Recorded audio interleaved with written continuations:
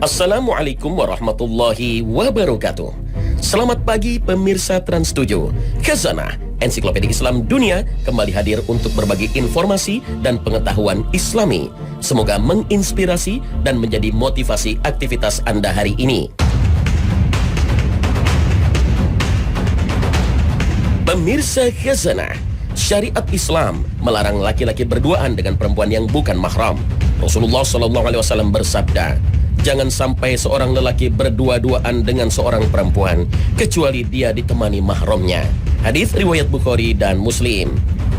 Masalahnya, hal demikian banyak terjadi di masyarakat kita. Bahkan sekarang ini sudah dianggap wajar bila seorang perempuan berteman dekat dengan lelaki, baik di sekolah maupun di kantor. Lalu bagaimana jika lelaki dan perempuan yang bukan mahram, misalnya pacar, berdua-duaan untuk melaksanakan ibadah seperti sholat berjamaah, namun hanya berdua antara lelaki dan perempuan bukan mahram tersebut? Bolehkah? Bila demikian, apakah sholatnya sah? Sebagian ulama berpendapat bahwa hal tersebut hukumnya makruh. Imam An-Nawawi dalam kitab Al-Muhazdab mengatakan, seorang laki-laki dimakruhkan sholat berduaan dengan perempuan yang bukan mahramnya. Maksud makruh dari keterangan beliau adalah makruh tahrim atau yang diharamkan. Para ulama mazhab Syafi'i mengatakan, jika seorang lelaki mengimami istrinya atau mahramnya dan berdua-duaan dengannya, hukumnya boleh dan tidak makruh, karena boleh berduaan dengan istri atau mahram di luar sholat. Namun jika dia mengimami wanita yang bukan mahram dan hanya berduaan dengannya, hukumnya haram bagi lelaki itu dan haram pula bagi si wanita. Rasulullah SAW bersabda, ingatlah bahwasanya tidak boleh seorang laki-laki itu berdua-duaan dengan seorang wanita kecuali yang ketiganya adalah setan. Hadis riwayat Ahmad, At-Tirmizi dan Al-Hakim.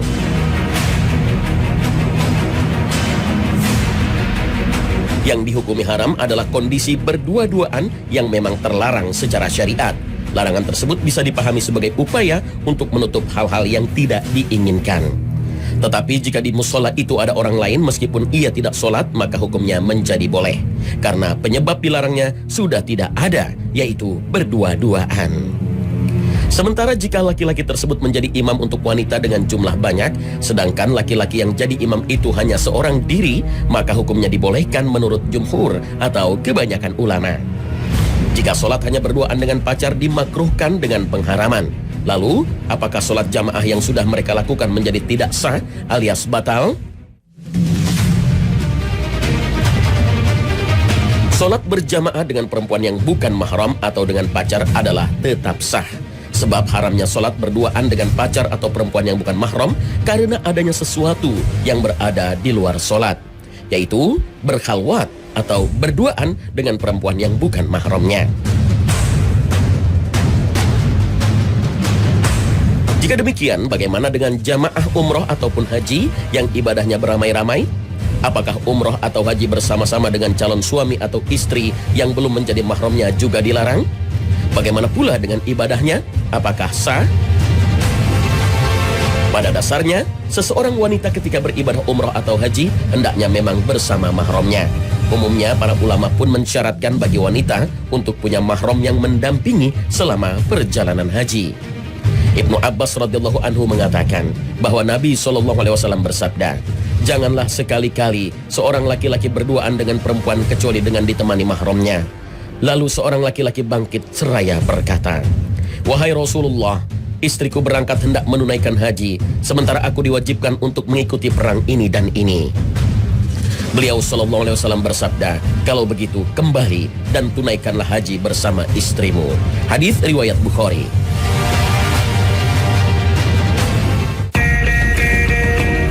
Namun, kesertaan suami atau mahram ini tidak dijadikan syarat oleh sebagian ulama dari mazhab Al-Malikiyah dan Asy-Syafi'iyah. Menurut mereka, bisa saja seorang wanita mengadakan perjalanan haji berhari-hari, bahkan berminggu-minggu, meski tanpa kesertaan mahram. Menurut mazhab Asy-Syafi'iyah, hal tersebut diperbolehkan asalkan seorang wanita pergi haji bersama rombongan wanita yang dipercaya atau thiqah. Syaratnya, para wanita itu bukan hanya satu orang, melainkan beberapa wanita. Mazhab Al-Malikiyah juga mengatakan bahwa seorang wanita wajib berangkat haji asalkan ditemani oleh para wanita yang terpercaya atau para laki-laki yang terpercaya atau campuran dari rombongan laki-laki dan perempuan. Sebab dalam pandangan kedua mazhab ini, illatnya bukan adanya mahram atau tidak, tetapi illatnya adalah masalah keamanan. Adapun adanya suami atau mahram hanya salah satu cara untuk memastikan keamanan saja. Jadi meski tanpa suami atau mahram, asalkan perjalanan itu dipastikan aman, maka sudah cukup syarat yang mewajibkan haji bagi para wanita. Dasar dari bolehnya wanita pergi haji tanpa mahram asalkan keadaan aman adalah riwayat dari Adi bin Hatim. Ia berkata, ketika aku sedang bersama Nabi SAW, tiba-tiba ada seorang laki-laki mendatangi beliau mengeluhkan kefakirannya. Kemudian ada lagi seorang laki-laki yang mendatangi beliau mengeluhkan para perampok jalanan. Maka beliau berkata, "Wahai Adi, apakah kamu pernah melihat negeri Al-Hirah?" Aku jawab, "Belum pernah aku melihatnya, namun aku pernah mendengar beritanya."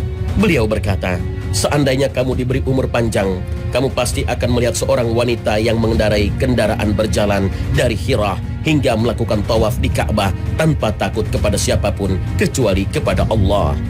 Hadis riwayat Bukhari.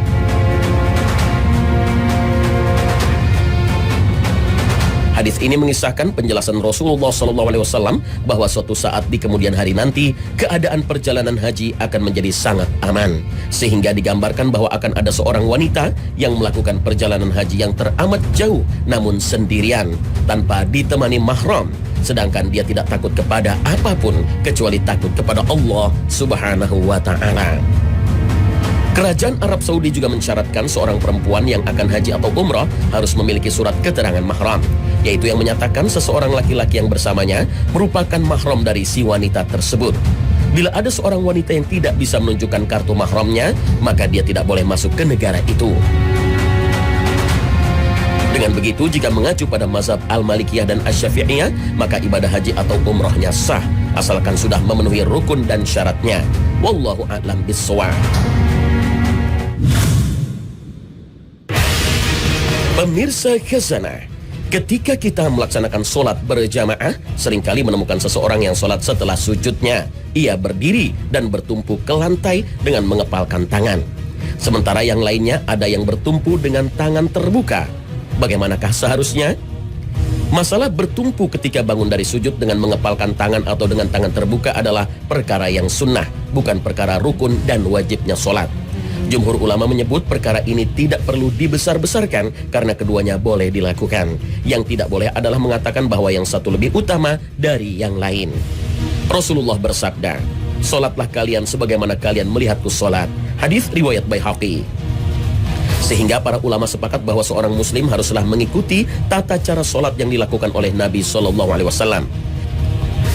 Para ulama memang berbeda pendapat terkait tangan mengepal atau terbuka ketika bertumpu untuk bangun dari sujud kedua. Namun hal itu tidak menjadikan mereka saling bermusuhan dan saling menyalahkan.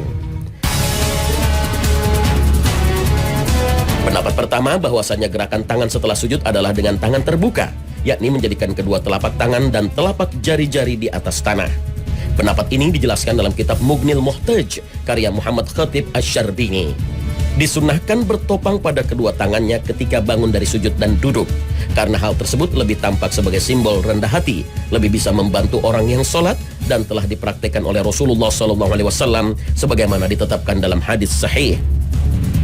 Dan jika beliau mengangkat kepalanya dari sujud yang kedua, beliau duduk dan bertumpu pada bumi, lantai, kemudian berdiri. Hadis riwayat Bukhari dan lainnya.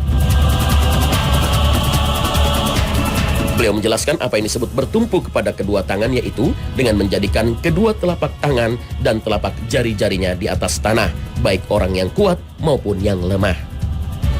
An-Nawawi rahimahullah berkata, dan apabila seseorang bertumpu dengan kedua tangan tatkala bangkit, ia menjadikan telapak tangan dan telapak jemarinya sebagai tumpuan di atas bumi tanpa ada perselisihan dalam hal ini. Sedangkan pendapat kedua adalah ketika seseorang bangkit setelah sujud maka ia mengepalkan tangannya. Hal ini berdasarkan riwayat dari Ibnu Abbas radhiyallahu anhu. Ia berkata bahwasanya Rasulullah SAW apabila berdiri di dalam sholat bertelekan tangannya di atas tanah sebagaimana yang dilakukan oleh Al-Ajin. Al-Ajin artinya tukang adonan roti. yang saat mengolah atau meremas tepung gandum dengan cara mengepalkan kedua tangan dikarenakan kerasnya adonan tersebut. At-Tabrani dalam kitabnya Al-Awsaf menyebutkan satu riwayat, aku melihat Abdullah bin Umar melakukan mengepalkan tangan di dalam sholat, bertumpu pada kedua tangannya ketika bangkit. Maka aku pun berkata padanya, apa ini wahai Abu Abdurrahman? Beliau menjawab, aku melihat Rasulullah SAW melakukan mengepalkan tangan di dalam sholat.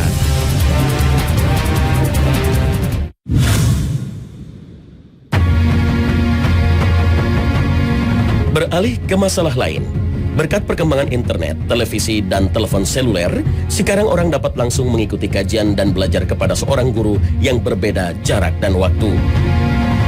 Bahkan dengan teknologi internet sekarang ini banyak sekali ditemukan para ustaz atau ulama lain berceramah atau memberikan kajian secara live streaming sehingga jamaah bisa menontonnya langsung meski tidak berada di tempat yang sama dengan sang ustaz, bahkan hingga memungkinkan terjadi tanya jawab langsung.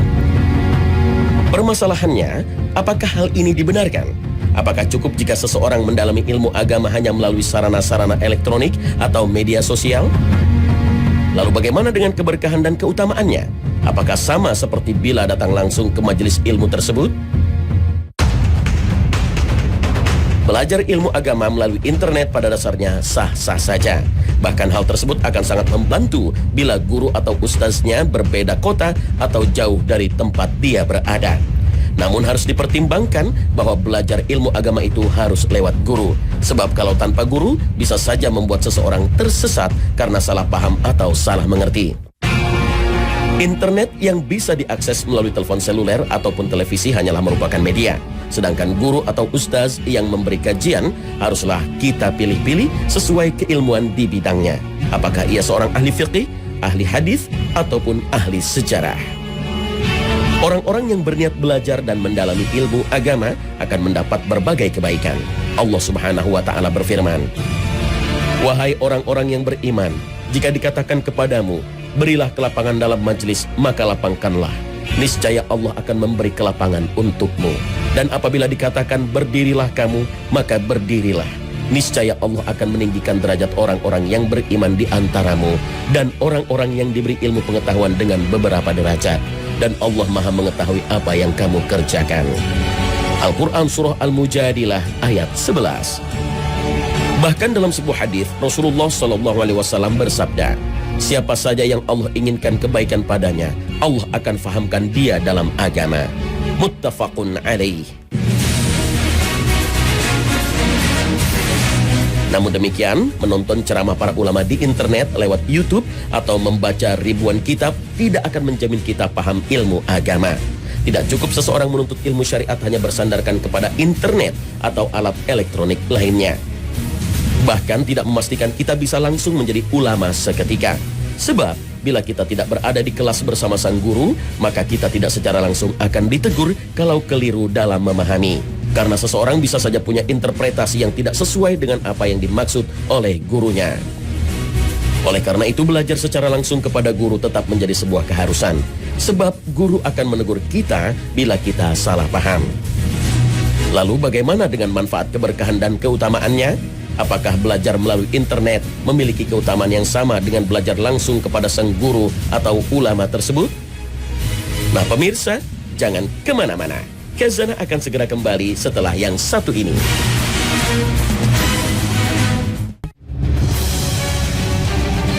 Keberkahan dan keutamaan belajar ilmu agama dimanapun tetaplah sama.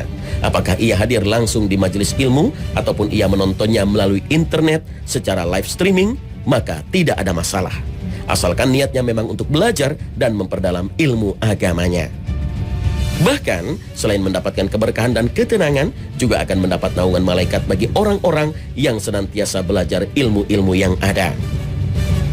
Rasulullah SAW bersabda, tidaklah suatu kaum duduk untuk mengingat Allah, kecuali para malaikat rahmah mengelilinginya. Rahmat Allah menyelimutinya dan turun kepada mereka ketenangan, serta Allah memuji mereka di hadapan makhluk yang berada di sisinya. Hadis riwayat Muslim. Seorang ulama kontemporer menjawab pertanyaan muridnya tentang apakah belajar ilmu agama melalui media lain akan mendapat keberkahan atau keutamaan seperti saat datang langsung ke majelis ilmu. Beliau menjawab, Ya, dengan izin Allah, Allah itu Maha Pemurah. Orang itu sedang melakukan kebaikan dan amal soleh. Kami harap ia mendapatkan keutamaan demikian, yaitu dikelilingi malaikat rahmah. Menurut beliau, bahwa sekarang ini majelis ilmu menjadi lebih luas sejak adanya banyak sarana-sarana.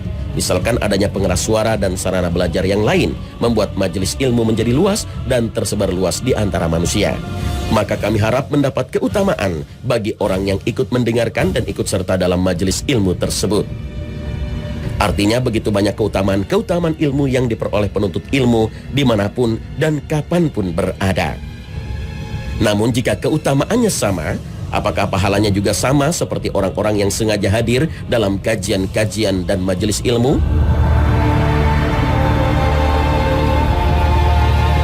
Rasulullah SAW bersabda, sesungguhnya besarnya pahala tergantung dengan besarnya ujian. Hadis riwayat At-Tirmizi dan Ibnu Majah. Dalam hadis ini dijelaskan bahwa kadar dan banyaknya dari suatu ganjaran yang akan didapatkan oleh seseorang tergantung sebanyak dan sesusah apa cobaan yang ia dapatkan ketika melaksanakannya.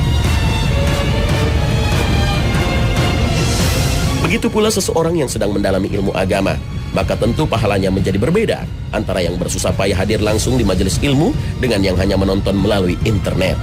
Namun, berapa besar pahalanya? Hanya Allah Subhanahu wa Ta'ala yang tahu dan yang menentukan.